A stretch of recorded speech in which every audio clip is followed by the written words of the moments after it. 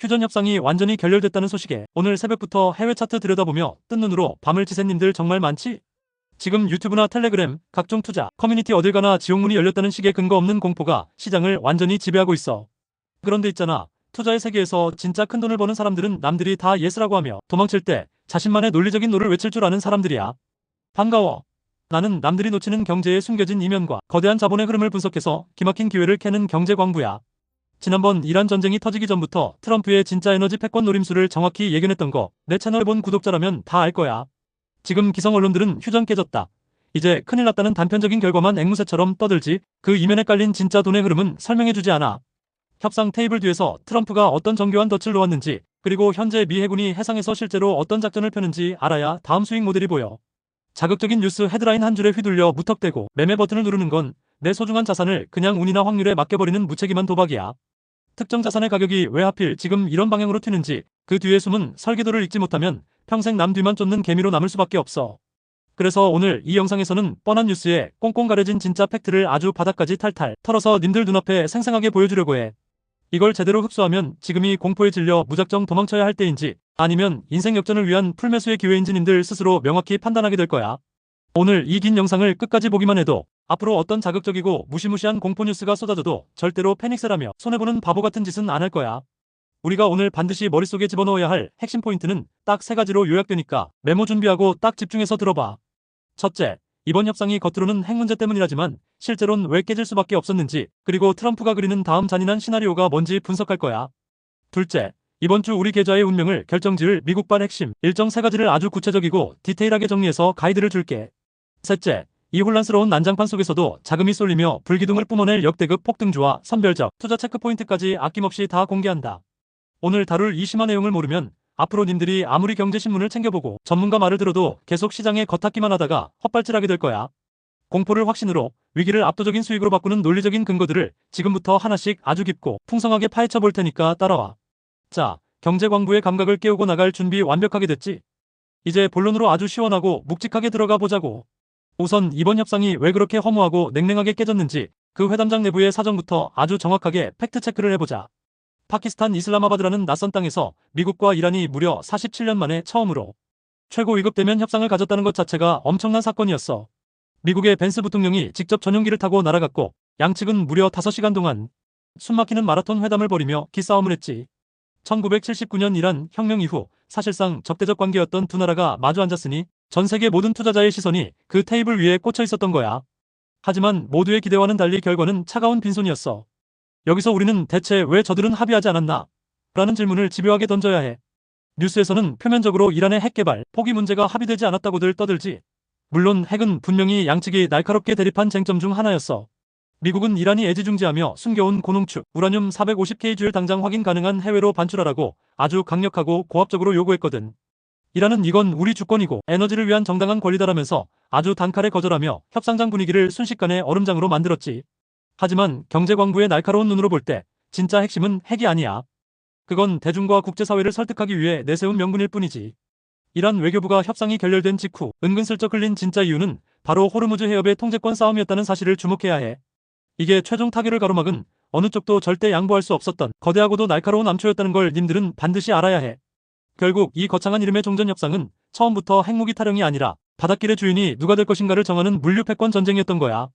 전 세계 석유 공급량의 무려 20%가 매일같이 통과하는 그 좁고도 치명적인 해협을 누가 지배하느냐가 이 판의 진짜 본질이지. 미국은 즉각적이고 무조건적인 전면 개방을 압박했고 이란은 협상의 최종 병기로 이걸 끝까지 쥐고 흔들려다 결국 정면 충돌한 거야. 이 팽팽하고 숨막히는 기싸움이 결국 평화의 테이블을 걷어차버린 진짜 범인이자 우리가 투자 기회를 찾아야 할 핵심 지점이야. 그런데 여기서 정말 소름 돋는 포인트는 협상이 결렬되자마자 트럼프가 마치 기다렸다는 듯이 보여준 전격적이고 공격적인 행동이야. 트럼프는 즉시 자신의 SNS인 트루스 소셜에 미 해군이 호르무즈 해협을 역봉쇄하는 대대적인 작전에 돌입한다고 공표해버렸어. 이건 너희가 해협을 안 열어주겠다면 우리는 너희의 모든 항구 자체를 물리적으로 꽉 막아버리겠다는 아주 무시무시한 선전포고와 다름없지. 내가 이전 영상들에서도 여러 번 강조했잖아. 트럼프의 전쟁은 이란 정권을 무너뜨리는 게 1순위 목표가 결코 아니라고 말이야. 그의 머릿속에는 오로지 미국 중심의 압도적인 에너지 패권뿐이야. 호르무즈를 미국이 직접 통제해서 전 세계 유가를 쥐락펴락하겠다는 야욕이지. 겉으로는 세계 평화와 인류의 안전을 외치지만 속으로는 이란의 유일한 돈줄인 석유 수출 통로를 완전히 고사시켜버리겠다는 잔인한 전략이야. 자, 이제 본격적으로 우리 돈이 어디로 흐르고 어디서 빠져나갈지 시장의 속살을 낱낱이 파헤쳐보자고. 오늘 우리 증시 분위기 어땠어? 장이 열리자마자 코스피가 2% 넘게 수직으로 낙하하면서 5,730선이 무너졌을 때 아마 많은 님들이 비명을 지르며 모니터를 껐을 거야. 그런데 여기서 아주 기이하고도 흥미로운 현상이 포착됐어. 우리 개미 투자자들이 무려 4,300억 원 넘게 사자 주문을 넣으며 지수를 방어했거든. 반면에 우리가 소위 돈 냄새를 가장 잘 맡는 큰손이라 부르는 기관과 외국인은 합쳐서 5천억 원 넘는 물량을 투매하듯 던져버렸지. 개미들이 이렇게 적극적으로 샀으니 이제 곧 바닥 찍고 반등하는 거 아닐까요? 라고 희망, 회로를 돌리는 님들이 분명 있을 거야. 하지만 명심해. 진짜 투자는 막연한 희망이나 감정이 아니라 철저한 데이터야. 외인들은 이번 주에 터질 메가톤급 일정들을 미리 계산하고 있어. 단순히 주가가 조금 싸졌다고 덥석 무는 게 아니라 앞으로 나올 지표들이 전쟁 리스크를 상쇄할 수 있을지를 확인하고 포지션을 정하려는 심산이지.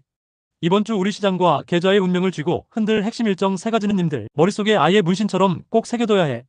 첫 번째 관문은 바로 미국 월가의 거대 은행들이 발표할 1분기 실적이야.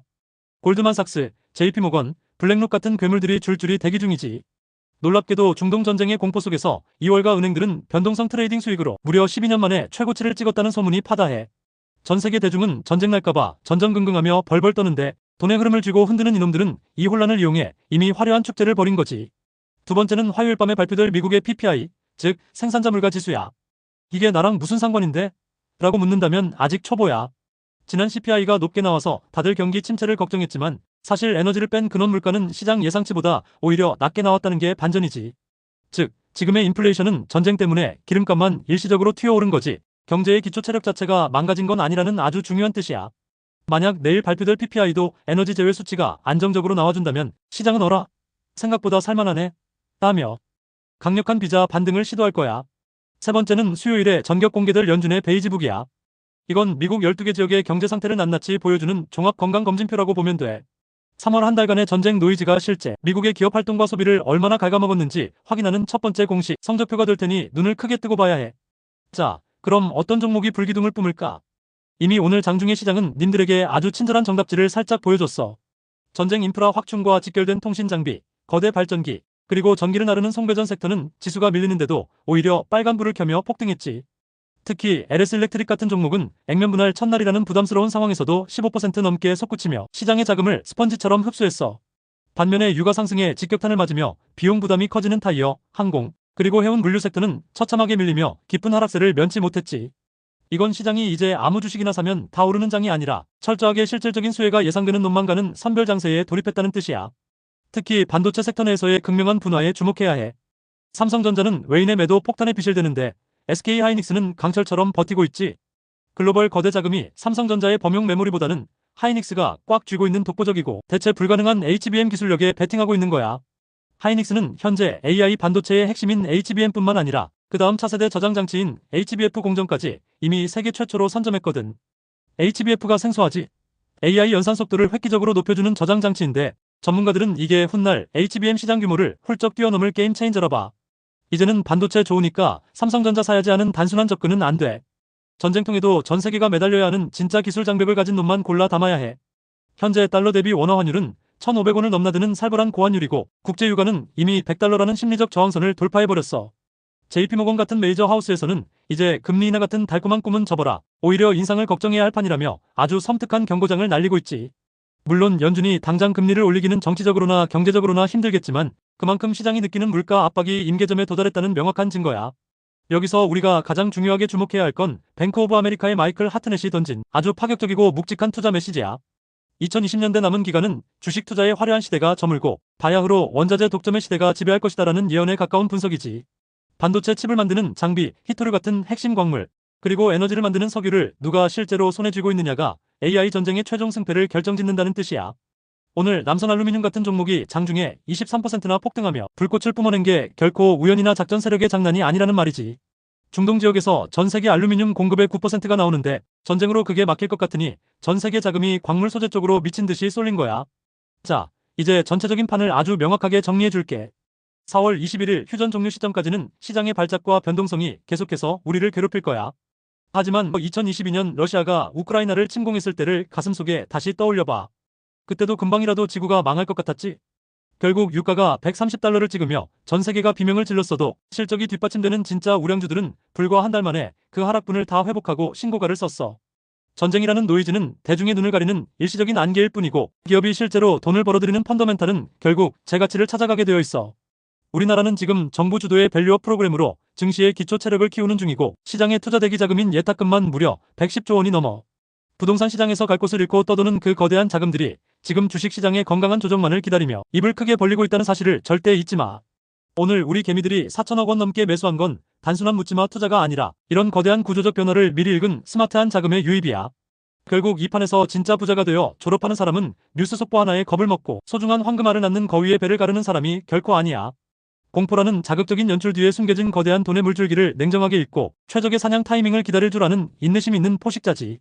만약 이번 주 화요일 PPI 지수가 우려보다 낮게 나오고 월가 은행들이 예상치를 상회하는 실적을 발표하며 우리 돈 잘 벌고 있다고 외친다면 그 순간이 바로 지금의 짙은 공포가 환희로 바뀌며 코스피가 거침없이 비제로 반등하는 강력한 신호탄이 될 거라고 나는 확신해.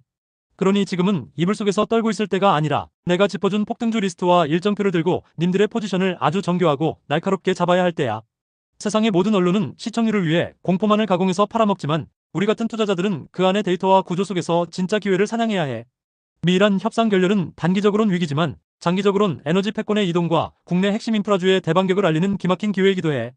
내가 오늘 강조한 그 세 가지 핵심 일정 은행 실적, PPI 지수, 연준 베이지북은 꼭 스마트폰 달력에 알람으로 적어두고 님들 눈으로 직접 확인해봐.